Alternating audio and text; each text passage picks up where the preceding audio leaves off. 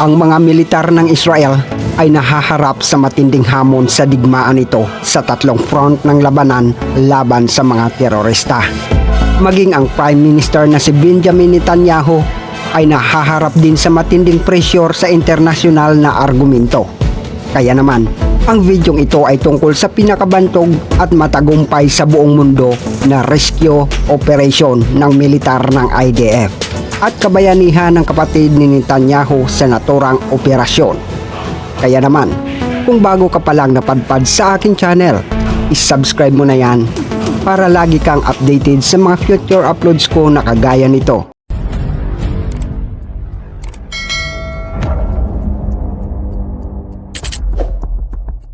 July 27, 1976, ang Air France Flight 139, isang Airbus A300B4-203 ay umalis mula sa Tel Aviv, sa Israel. Sakay nito ang 246 na mga pasahirong Hudyo at Israeli at 12 crew. Lumipad ang eroplano patungong Athens, Greece, kung saan nakakuha ito ng karagdagang 58 pasahero, kabilang ang 4 na hijacker. Umalis ito patungong Paris bandang alas 12:30 ng hapon.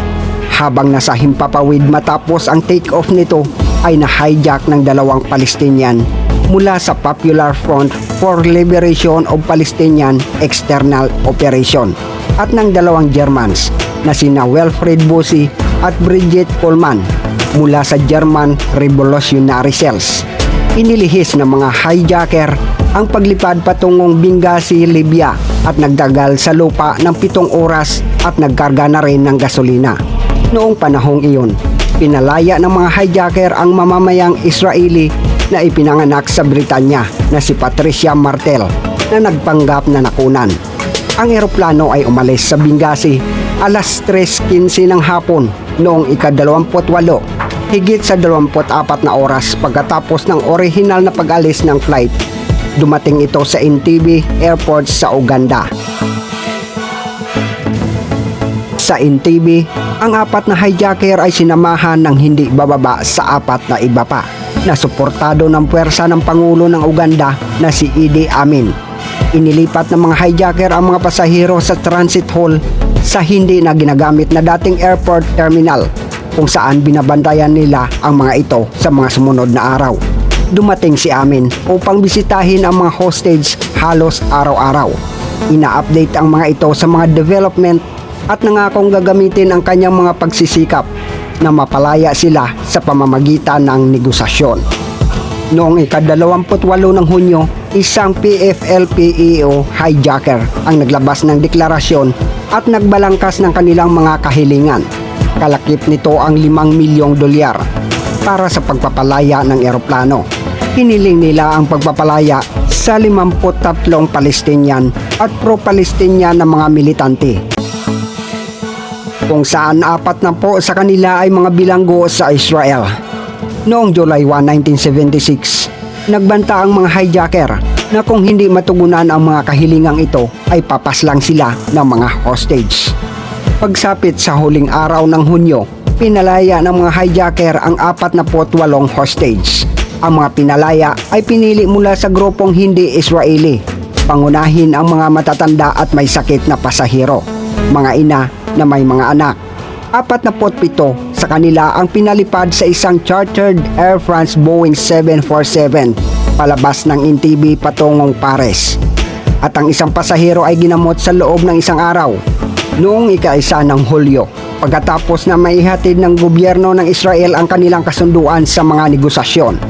Pinalawig ng mga hostage taker ang kanilang deadline hanggang tanghali sa ika-4 ng Hulyo at pinalaya ang isa pang grupo ng 100 bihag na hindi Israeli na muling inilipad sa Paris makalipas ang ilang oras.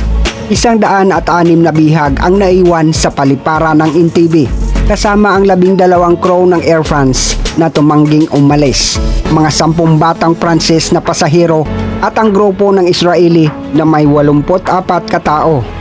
Sinubukan ng Israel na gumamit ng mga paraan ng politika para mapalaya ang mga bihag. Maraming mga mapagkukunan ang nagpapahiwatig na ang gabinete ng Israel ay handa na palayain ang mga bilanggo ng Palestinian. kung ang isang solusyon sa militar ay tila malabong magtagumpay. Isang retiradong opisyal ng IDF na si Barots Borka Barlev ay kilala si Idi Amin sa loob ng maraming taon at itinuturing na may malakas na personal na relasyon sa kanya. Sa kahilingan ng gabinete, nakausap niya si Amin sa telepono ng maraming bisis. Sinusubukang makuha ang pagpapalaya sa mga hostage, subalit hindi nagtagumpay. Lumapit din ang gobyerno ng Israel sa gobyerno ng Estados Unidos upang maghatid ng mensahe sa Pangulo ng Egypt na si Anwar Sadat para hilingin na palayain ni Amin ang mga bihag. Ang Prime Minister ng Israel na si Yitzhak Rabin at ang Defense Minister ay hindi magkasundo sa kahilingan ng mga kidnapper. Para sa Prime Minister ay nararapat lamang na ibigay ang kahilingan ng mga hostage taker. Subalit sumalungat dito ang Defense Minister na si Perez. Para sa kanya ay dapat gumamit ng puwersa ng militar para hindi maitolerate ang teroristang gawain. Kaya naman, noong ika-3 ng Hulyo, alas 6:30 ng gabi, inaprubahan ng gabinete ng Israel ang isang rescue mission na ipinakita ni Major General Yekotiel Adam at Brigadier General Dam Shomron. Itinalaga si Shomron bilang commander ng operasyon. Habang lumaganap ang krisis, ginawa ang mga pagtatangka upang makipag-ayos sa pagpapalaya sa mga bihag. Ayon sa declassified diplomatic documents, sinubukan ng Egyptian government sa ilalim ni Sadat na makipag-ayos sa PLO at Ugandan government. Ipinadala ni PLO Chairman Yasser Arafat ang kanyang political aide na si Hani Al-Hassan sa Uganda bilang isang espesyal na sugo upang makipag-ayos sa mga hostage taker at kay Amin. Gayunpaman, tumanggi ang mga hijacker na Palestino at ayaw siyang makita ng mga ito. Nang mabigo ang mga otoridad ng Israel na makipag-ayos ng isang pampolitikang solusyon, napagpasyahan nila na ang tanging pagpipilian ay isang pag-atake upang iligtas ang mga hostage. Sinabi ni Lieutenant Colonel Joshua Shiani, ang lead pilot ng operasyon, na ang mga Israeli ay una nang nag-isip ng isang plano sa pagsagip na may kinalaman sa pagpababa ng mga naval commando sa Lake Victoria.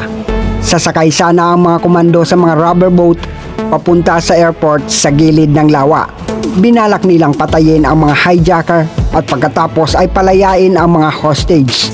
Ngunit kakapusin sila ng oras dito, kaya naman hindi itinuloy ang planong ito at bukod pa doon na pag-alaman na ang Lake Victoria ay tirahan ng maraming buwaya. Sa Pilipinas, ang mga buwaya nagkakalat sa EDSA. Sinabi ni Amnon Beran, ang intelligence officer ng misyon, na hindi alam ang tamang layout ng paliparan. Gayon din ang eksaktong lokasyon ng mga hostage at kung ang gusali ay tinaniman ng mga pampasabog.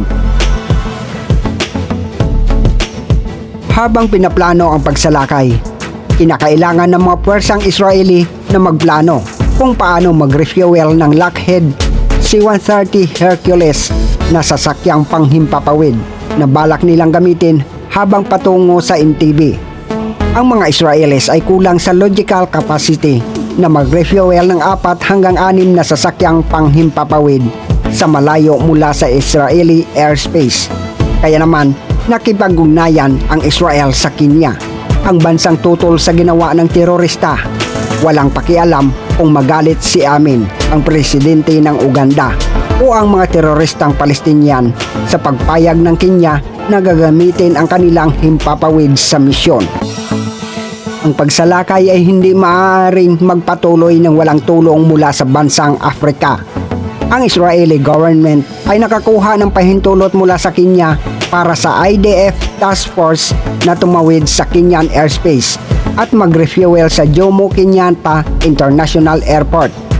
Ang Mossad Intelligence ng Israel ay nakagawa ng tumpak na larawan ng kinaroroonan ng mga hostage, ang bilang ng mga hijacker at ang pagkakasangkot ng mga tropang Uganda batay sa impormasyon mula sa mga pinakawalan na bihag sa Paris. Habang pinaplano ang operasyon ng militar, ang IDF ay gumawa ng isang replika ng paliparan na terminal sa tulong ng mga sibilyan na tumulong sa pagtayo ng nasabing paliparan.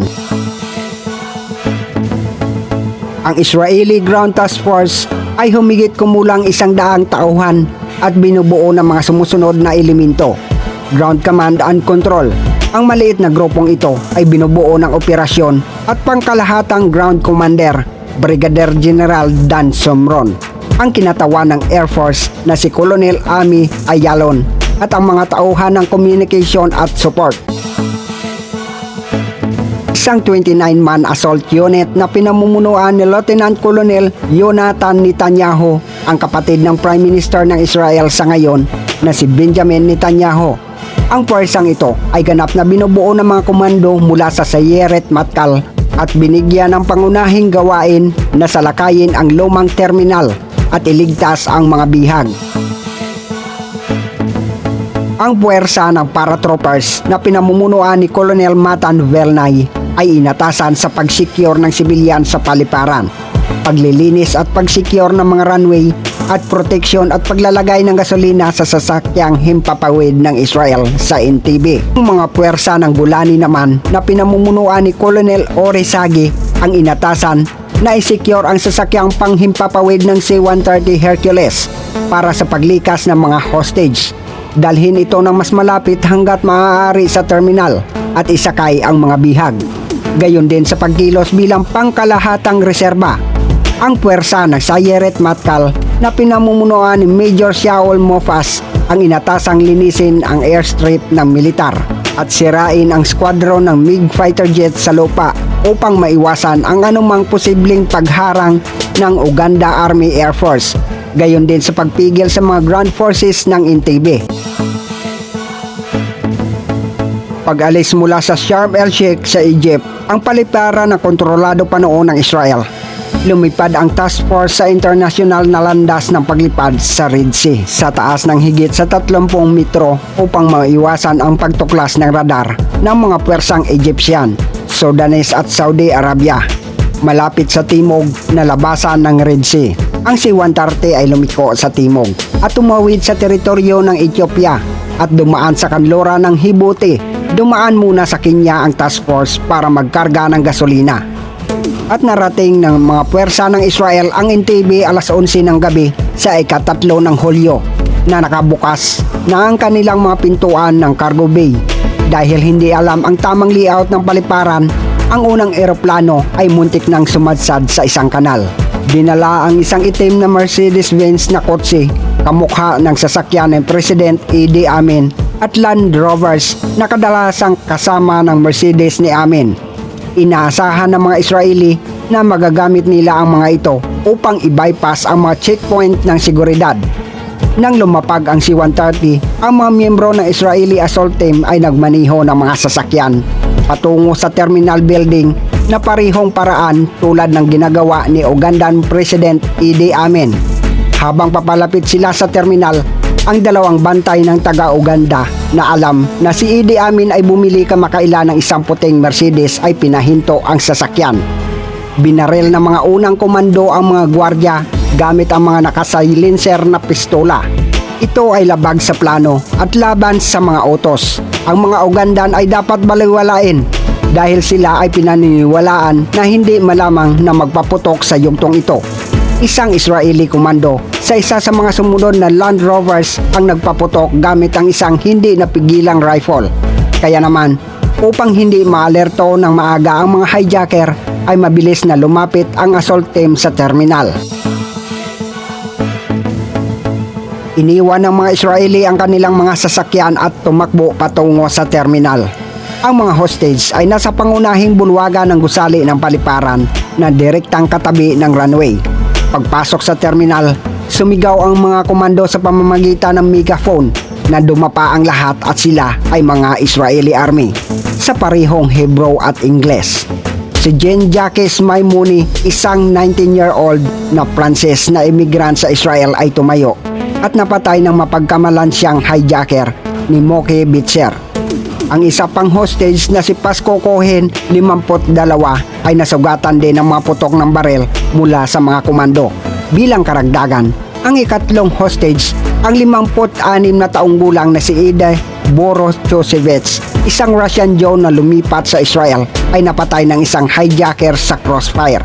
Itinuro ng mga hostage ang isang connecting door ng main hall ng airport, kung saan inihagis ng mga komando ang ilang hand grenade. Pagkatapos ay pumasok sila sa silid at pinagbabaril ang tatlong natitirang hijacker na tinapos ang pag-atake. Samantala, ang iba pang tatlong C-130 Hercules na eroplano ay lumapag at naglabas ng mga armored personnel carrier upang magbigay ng depensa sa inaasahang oras ng pag-refuel. Pagkatapos ay winasak ng mga Israeli ang Ugandan MiG fighter planes upang pigilan ang mga ito sa paghabol at nagsagawa ng isang sweep ng airfield upang mangalap ng intelligence. Pagkatapos ng pagsalakay, bumalik ang Israeli assault team sa kanilang sasakyang panghimpapawid at sinimulang ikarga ang mga hostage. Binaril sila ng mga sundalo ng Uganda sa proseso. Gumanti ng putok ang mga komando ng Israel na nagdulot ng mga kaswalti sa mga Uganda. Sa maikli ngunit matinding labanang ito, nagpaputok ang mga sundalo ng Uganda mula sa control tower ng airport. Hindi bababa sa 5 komando ang nasugatan at ang isang Israeli unit commander na si Jonathan Netanyahu ay nasawi. Ang mga Israeli komando ay nagpapaputok ng light machine gun at isang rocket-propelled grenade pabalik sa control tower at nahinto ang pagpapaputok ng mga Ugandans. Ayon sa isa sa mga anak ni Idi Amin, ang sundalong bumarel kay Netanyahu ay pinsan ng pamilyang Amin ay napatay din sa ganting putok. Natapos na ng mga Israeli ang paglikas sa mga bihag. Isinakay ang katawan ni Netanyahu sa isa sa mga eroplano at umalis sa paliparan. Ang buong operasyon ay tumagal ng 53 minuto, kung saan ang pag-atake ay tumagal lamang ng 30 minuto. Ang lahat ng 7 hijacker na naroroon at humigit kumulang 40 mga sundalo ng Uganda ay napatay. Labing isang Soviet-built MiG-17 at MiG-21 fighter planes ng Uganda Army Air Force ang nawasak sa lupa sa Entebbe Airport. Sa 106 na bihag, 3 ang napatay, 1 ang naiwan sa Uganda. Ang 74 na si Dora Blatch at humigit kumulang 10 ang nasugatan. Ang 102 na rescued hostages ay inilipad sa Israel sa pamamagitan ng Nairobi, Kenya, ilang sandali matapos ang raid.